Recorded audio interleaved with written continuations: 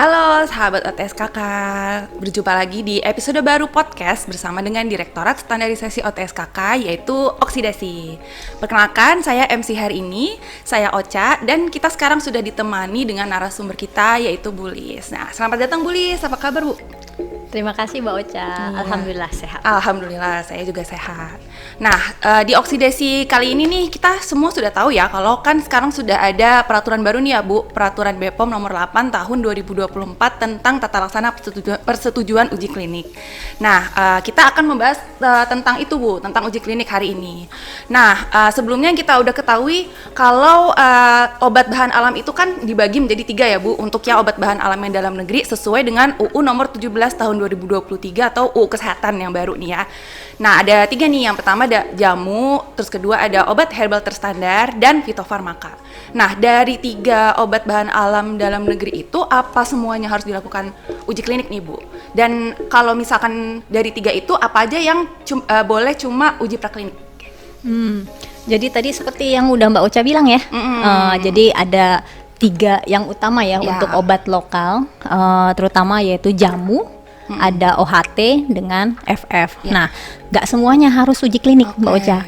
Jadi yang untuk jamu tuh tidak perlu uji klinik dan tidak perlu praklinik, karena jamu itu dasarnya adalah penggunaan empiris dan itu sudah digunakan secara turun-menurun. Sedangkan untuk obat herbal terstandar, karena ini adalah sumbernya kan dasarnya dari empiris ya sebelumnya, dari turun-menurun kemudian naik kelas mau menjadi OHT. Nah, ini perlu dibuktikan dengan bukti ilmiah yaitu praklinik. Nah, khusus untuk yang klinik itu berlaku hanya untuk fitofarmaka yang memang tidak ada dasar empirisnya Mbak Ocha. Oke. Nah, ini menarik ya, berarti nggak semua obat bahan alam itu harus dilakukan uji klinik ya Bu, jadi cuma fitofarmaka aja. Nah, kalau gitu bedanya uji klinik dan uji praklinik apa Bu? Tadi kan udah disebutkan nih ya, itu bedanya apa sih? Sebelum kita bahas bedanya, mungkin samanya dulu ya. Uji praklinik sama uji klinik itu sebenarnya sama-sama pembuktian ilmiah ya, untuk menguji terkait dari keamanannya, kemudian juga kemanfaatan dari khasiat produk. Ya, oke. Kemudian kalau uji klinik sama dengan uji praklinik itu bedanya sebenarnya dari dari subjek uji. Kalau uji praklinik, subjek ujinya tentunya hewan. Jadi sebelum naik ke tingkatan yang lebih tinggi di hewan dulu, sedangkan uji klinik subjek ujinya adalah manusia. Nah, untuk uji praklinik ini kalau di Badan POM itu ada 2 ya. Ada 2 yaitu uji farmakodinamik dan uji toksisitas. Oh gitu, jadi uji praklinik itu juga ada macamnya lagi sahabat OTSKK. Nah, kita lanjut nih, ini pertanyaannya sebetulnya seru nih, kita ada banyak nih ya.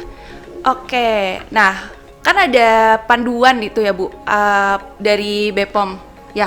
Setahu saya itu ada ya. Nah, itu kira-kira panduannya apa Bu untuk yang uji praklinik sebelumnya? Untuk uji praklinik dulu ya. Jadi sebenarnya baik untuk uji praklinik atau uji klinik, kami nih dari Badan POM sudah menyiapkan pedoman yang bisa digunakan sebagai acuan bagi pelaku usaha dalam melakukan penelitian atau uji praklinik dan klinik, dan juga bagi evaluator Badan POM itu sendiri dalam melakukan penilaian protokol. Jadi untuk uji praklinik dan klinik sudah punya pedomannya. Kalau untuk uji praklinik kami sudah punya namanya pedoman uji toksisitas yang diterbitkan melalui peraturan Badan POM nomor 10 tahun 2022. Sedangkan untuk uji farmakodinamik kami juga sudah kami terbitkan melalui peraturan Badan POM nomor 20 tahun 2023. Jadi kalau uji toksisitas di dalamnya itu banyak ya macam-macam metode uji, mau itu uji toksisitas oral akut, kemudian subkronis, kemudian juga ada uji sensitisasi dan macam-macam.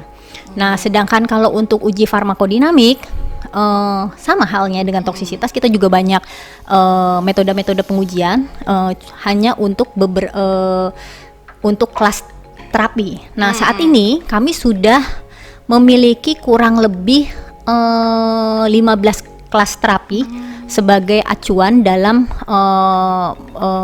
uji praklinik untuk membuktikan khasiat dari suatu bahan alam yang baru. Oh, 15 kelas terapi ya, Bu? Ya, Wah, sedangkan banyak untuk gitu ya. uji klinik tadi yang seperti Mbak Ocha bilang di awal, kita sudah terbit juga peraturan Badan POM nomor 8 tahun 2024 yang Ada. tentang untuk persetujuan uji klinik ya. Ya, itu yang paling baru ya, Bu, Iya, ya, betul. yang kita bahas sekarang. Nah, sekarang saya mau tanya nih, Bu, tadi kan Ibu bilang kalau uji praklinik itu ada uji toksisitas sama uji farmakodinamik. Nah, itu apa sebelum uji klinik itu harus semuanya melakukan uji farmakodinamik, Bu? Atau ada pengecualian yang boleh langsung uji klinik gitu? Untuk ke tahap uji klinik tentunya harus melalui tahapan uji farmakodinamik ya, Mbak Uca, karena sebelum kita ke manusia harus ke hewan uji dulu ya untuk memastikan keamanannya. Nah, ujian maksud saya uji farmakodinamik ini harus berupa pengujian in vivo ya, artinya in vivo itu pada hewan. Memang banyak sekali penelitian yang dilakukan untuk uji farmakodinamik selain in vivo, bisa juga dilakukan melalui in vitro ya. Ada in vitro, kemudian juga ada berdasarkan in silico atau docking. Nah, tapi untuk uji in vitro dan docking ini hanya sebagai screening awal. Jadi nggak bisa dijadikan sebagai apa ya, data dukung untuk keamanan. Nah, yang dijadikan data dukung keamanan dan untuk pemastian pada saat registrasi itu harus divalidasi melalui farmakodinamik yang dilakukan secara in vivo. Nah, kemudian terkait apakah semua harus uji farmakodinamik ya tadi ya. Nah, sebenarnya ada beberapa pembuktian efikasi yang bisa langsung dilakukan langsung ke UK, ke uji klinik. Jadi tanpa melalui uji praklinik. Hanya ini pengecualian untuk beberapa saja, terutama untuk untuk penyakit-penyakit yang mungkin tidak bisa maksudnya ya, nggak ada pengujian pada hewan coba ya.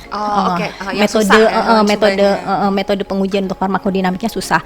Seperti contohnya autoimun, kemudian juga pelancar haid, kemudian masuk angin dan varises itu kan agak susah ya. Yeah. Nah, cuma walaupun tanpa melalui uji praklinik yang farmakodinamik tadi, ada hal yang harus utama diperhatikan oleh pelaku usaha ataupun peneliti, bahwa fasilitas produksinya, Mbak Ocha, fasilitas produksi yang digunakan untuk memproduksi obat tersebut harus memiliki sertifikat CPOTB yang full aspek. Jadi untuk memastikan cara pembuatannya itu memang memenuhi persyaratan sesuai dengan GMP yang berlaku. Oh, jadi itu boleh, tapi harus ada sertifikat CPOTB full aspek dulu. Iya, betul. Sehingga nanti kalau udah hasilnya bagus di uji klinik, jadi bisa setara atau bisa langsung didaftarkan di Badan POM. Oke, itu penting itu ya, itu untuk orang-orang atau sahabat OTSKK yang tertarik ya untuk melakukan uji klinik. Nah, kalau misalkan kan tadi bisa nih, misalkan ada yang tidak dilakukan uji farmakodinamik. Nah, itu penentuan dosisnya di dalam uji kliniknya gimana dong? Kan nggak ada uji farmakodinamik. Iya ya, memang terkadang kan agak sulit ya kalau uji farmakodinamik itu fungsinya memang untuk menentukan dosis ya, terutama dosis terapi ya. Tapi untuk penentuan dosis ini bisa maksudnya gini. Kalau tanpa melalui uji farmakodinamik bisa, tapi harus diperhatikan produknya, produk yang kita ujikan. Harus dipastikan bahwa produk uji yang kita gunakan itu apakah dia sudah memiliki nomor izin edar belum? Kalau dia sudah pernah memiliki nomor izin edar, berarti kan sudah pernah diujikan ya, untuk produk yang lain ya. Proses registrasi gitu. Kemudian juga apakah di bahan bakunya atau di produknya sudah memiliki dosis empiris. Kalau dosis empiris kan sudah jelas ya bahwa memang udah ada pengalaman secara turun-menurun bahwa penggunaannya memang sejumlah sekian. Dan termasuk juga apabila sudah diketahui kadar marker dari produk tersebut. Oke. Jadi jangan takut ya, walaupun dia nggak melalui uji farmakodinamik, kalau ada 3 hal tersebut yang tadi disebutkan Bu Liz, itu bisa. Nah, tadi kan sudah disebutkan juga nih ada peraturan yang tentang uji praklinik gitu kan, peraturan tentang uji klinik itu kan ada metode-metodenya Bu. Nah, emang sebagai yang mau melakukan pengujian atau penelitian itu benar-benar harus mengikuti semuanya persis Bu, atau bagaimana sih? Ya, jadi kalau metode-metode yang kami sediakan di dalam lampiran peraturan Badan POM tersebut, sebenarnya metode-metode itu sudah kami bahas ya bersama narasumber, kami kompilasi dari berbagai literatur. Jadi sebenarnya memang bisa digunakan sebagai acuan. Bisa digunakan maksudnya metode-metode tersebut dapat menjadi panduan dalam penelitian, tapi itu tidak menjadi menjadi suatu keharusan. Apabila memang pelaku usaha atau peneliti memiliki sumber lain atau referensi lain yang memadai, kemudian sahih, itu tidak dilarang. Jadi masih terbuka kemungkinannya untuk menggunakan metode yang lain. Jadi nggak saklek harus ngikutin metode yang ada di regulasi ya. Tidak. Asal dia sahih ya Bu. Ya, sahih. Asal dia metodenya sahih. Nah, kalau gitu saya mau tanya nih satu lagi. Ada nggak sih perbedaan uji klinik di obat sama di obat bahan alam Bu? Sebetulnya gimana? Untuk uji klinik sendiri, baik di obat ataupun di obat bahan alam sebenarnya sama acuannya, yaitu GCP ya, GCP, Good Clinical Practice. Nah, GCP ini menjadi panduan kami dalam penyusunan peraturan Badan POM tentang persetujuan uji klinik. Pada dasarnya sama prinsip-prinsipnya, tetapi tentunya memiliki perbedaan ya antara obat dengan obat bahan alam. Karena ya itu tadi, kalau obat bahan alam kan beda ya, ada kekhususan tersendiri berdasarkan ada dari macam-macam bahan aktif, dari bukan bahan aktif maksud saya, macam-macam bahan alam. Oh iya. Ya, komposisinya kompleks ya, jadi lebih sulit. Nah, oleh karena itu dalam penyusunan peraturan uji klinik ini, kami Badan POM memberikan bukan fleksibilitas, maksudnya memberikan penyesuaian, beberapa penyesuaian dalam uji klinik obat bahan alam. Di antaranya fase-fase.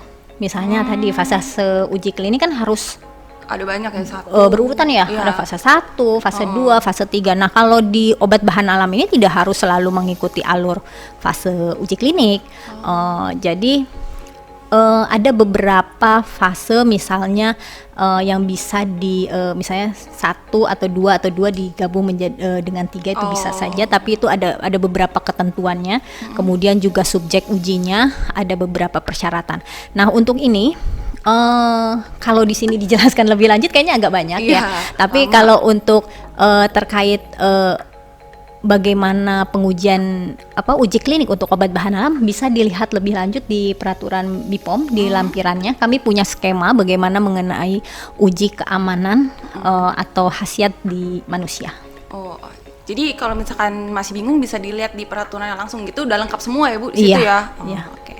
Nah, ini ada nggak sih Bu hal-hal penting yang harus diperhatikan sebelum kita melakukan uji klinik?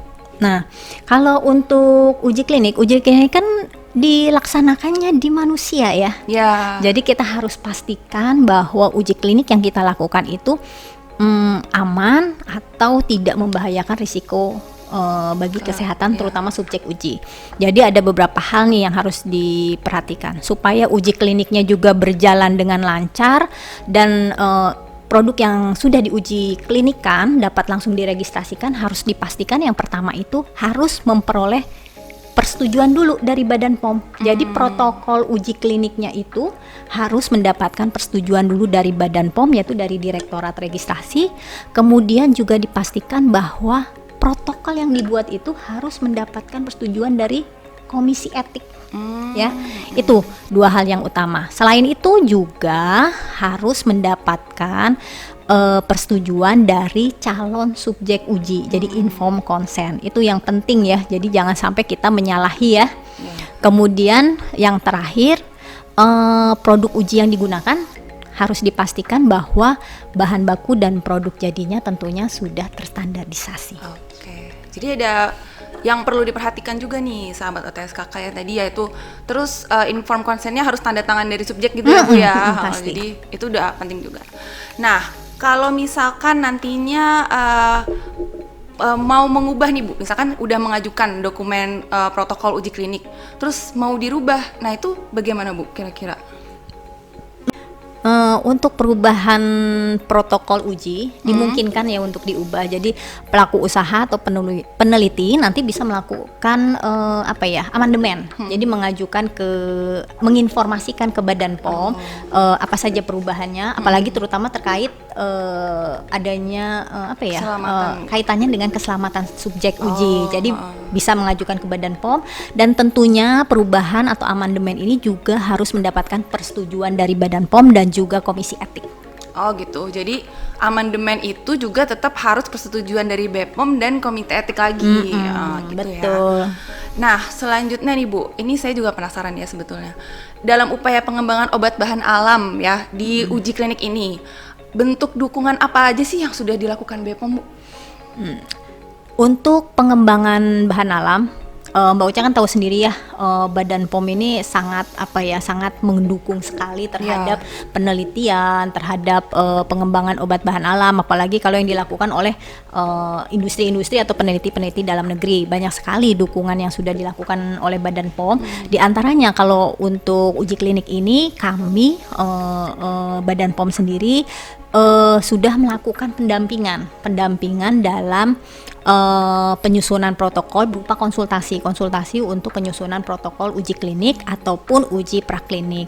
Kemudian juga melakukan pelatihan BIMTEK terkait cara uji klinik yang baik. Dan kemudian juga selain melakukan konsultasi, selain pelatihan, Badan POM juga tetap melakukan pengawasan. Nah, pengawasan yang dilakukannya itu dengan cara melakukan inspeksi, baik itu bisa sebelum ataupun pada saat pelaksanaan ataupun sesudah pelaksanaannya.